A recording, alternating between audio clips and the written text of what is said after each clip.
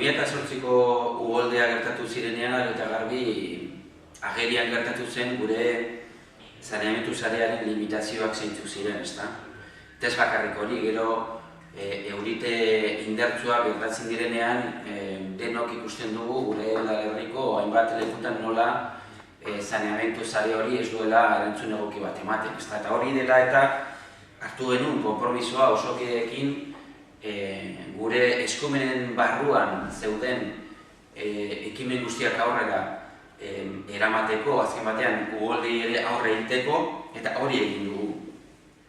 Jarri genuen 2008tik aurrera ezoizko plan berezi bat, hain zuzen ere saneamendu sare hori hobetzeko helburuarekin, eta bere esparru garrantzitsuenan eta eragin handiago duten esparru horietan garatu egin dugu. Azken batean, ahalegin oso importante bat egin dugu inbertsioaren aldetik, ia 5 milioi eurotako inbertsioa garatu egin dugu eta gainditu egin dugu, eta horrela nolabait embalsamiento eta entxarkamentu hori gertatzen diren esparru horietan gehiago ez gertatzeko neurriak jarri ditugu martxan. Hain zuzen ere, esparru horiek argi eta garbi dakigu zeintzuk diren, ezta?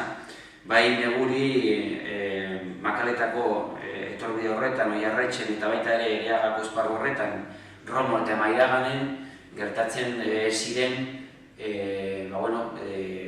saneamendu sare hori desbordatu egiten zela eta euri potentea gertatzen zirenean eta baita ere ikusi zen uholdeak gertatu zirenean ikusi nola ez duen erantzun egoki bat ematen. Hortan ari bera eta jarraitu dugu lan egiten eta gaur egunean inbertsio honen ondoren nik uste dut erantzuna beste bat izango litzakela eta asko serio beharko, ezta? Ahalegin inbertsore hau aurre eramateko Aldundiaren laguntza eduki dugu eta baita ere Patzuergoaren laguntza Mairaganeko esparru horretan zuzen hor metroko obrak direla eta ere sartu dira Patzuergoa nolabait saneamendu sarean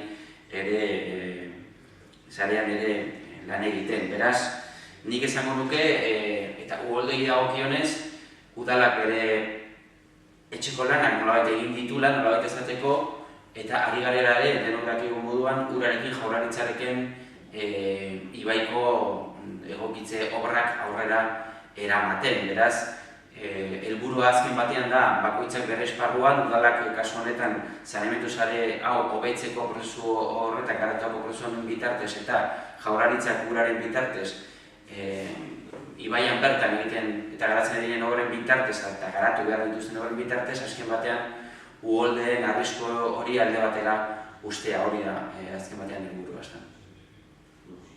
Esan daik orduan, herriko toki egietan euri jasondiak zirenean urak gainez egiten zuen eta putzuak sortzen ziren herriko gune horietan gaur egun arazo hori konponduta dagoela. Bai, inbertsioak eginda daude, oraindik erabiltzen dira esparru txiki batzuk, baina eragin gehiago dituzten esparruetan edo kalte gehiago sortarazten zituzten oinarrizko esparruetan inbertsioa eginda dago, obrak eginda daude, oraindik geratzen zaigu beste esparru batzuetan lan egitea, baina hori ere martxan dago eta azkenan amaitu dugu dugu, baina oinarrizko esparruetan bai garatu direla obrak eta bai beraz eragina positiboa izango da duerik gabe. Eskerrik asko.